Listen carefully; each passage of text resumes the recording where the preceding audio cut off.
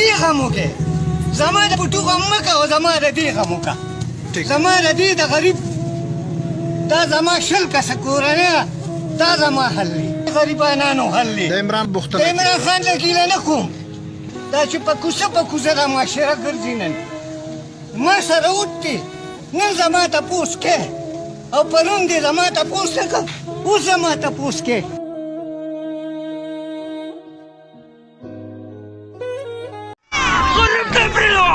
غریب ته پرېږدوه او یا به د دې غریبانانو غور کې که د دې غریبانانو غور ولګو دا طرف پرېږدو پېښور ته به جوړ دو پېښور ته به جوړ دو او هېڅ ته سوال کوو انتظامیې ته سوال کوو آرمي ته سوال کوو چې د خدای په خاطر دې غریبانانو راځه دا به دونه کمړه شي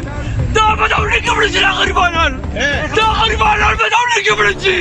یو ورځ خوري او بله ورځ نه خوري تاسو په خپله راوستی دی دا بل چا نه دي راوسي هم ستاسو په اوټ باندې راغلی دی که دا اوټ تاسو په صحیح طریقه استعمال که که نه نو نن به دا ورځ نه کتلی کېدی او دا کم غم چې زه کوم زه خپل ځاني که درته ووایم زه به ځان له وړم والم زه به ځان له هر یو څیز پیدا کړم خو هلته د غریب غم به څوک کوي د غریب غم له به څوک راځي کم داسې پښتون شته چې هغه د غریب سړي غم وکړي ما سره ګاډی هم شته هر څه شته ما ته سهولت پوره دی دی په 15 زره م اخیستی شم غریب سړی به څه کوي چې په پردۍ کوټه کې ناست دی هغه ته د روپۍ د اړې مزدوري نه میلاویږي هغه به د خپل ځان لپاره دوايانې کوي که دغه وړو پسې به ګرځي او بیا تاسو مرداران دلګان دوسان خنزیران چې بیا زنانه ته وایي چې راوړه پټو سټیټ چې زه د لوړو درکړمه ای دلګانو خنزیرانو دوسانو ټلي ته ماته دا وایې ته پټو سټیټ د کومې خبرې علي ته په وړو کې پټو سټیټ د کومې طرفې راولي ولې خیر شه دا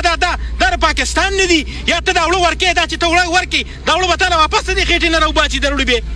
څه به کوي دا زموږ زنانه هم تاسو د لاسه په شرمونو وشرمېدئ هم د دې حکمرانانو د لاسه په شرمونو وشرمېدئ خو دا دلګانو له بیا هم اوټ ورکوي بیا هم ورځي بیا هم ورسره ګرځي جنډې داسې کوي په سوزکو کې خپل بچي کښېنئ څوک یو خوا جلسو له رواني څوک بل خوا جلسو له رواني یو دولت دا ونه ویل چې نن دا ګراني ده د ګرانۍ خلاف زه راپاڅم زه خبره وکړم که نه قسم دی که څوک شاید به یې خبره کولی شي ټول دلته دا خبرې اترې وشورې په دې پروګرام کې چا هم خبرې ونه کړې شاید به یې ته ویل ما وویل چې ته ما د ماس نامایک ونیسه چې زه دا ټول پښتانه په دې خبرو باندې پوه کړم حکمران قسم په ذات د الله زموږ ښځې دوی په شرمونو وشرمولي تا له درځه او تا له پټ سټیټ یې دروړه یو طرف ته خو دې خلک تباه و برباد کړه دا مزدوري دیاړي چې دا خلک کوي 500 روپۍ مزدوري دیاړي ده په 500 روپو کې به دا کور ته تروړه وړه راوړي که دی به د خپل ماشوم دغه تربیت کوي د هغه دپاره به دوایي کوي د هغه دپاره به جامې کوي خپل دغه به کوي دا مړی ژوندی به مخکې چې دا وړه په 1200 روپۍ توړ شوله دا زیر پټګي والا چې دا کم مولیان دي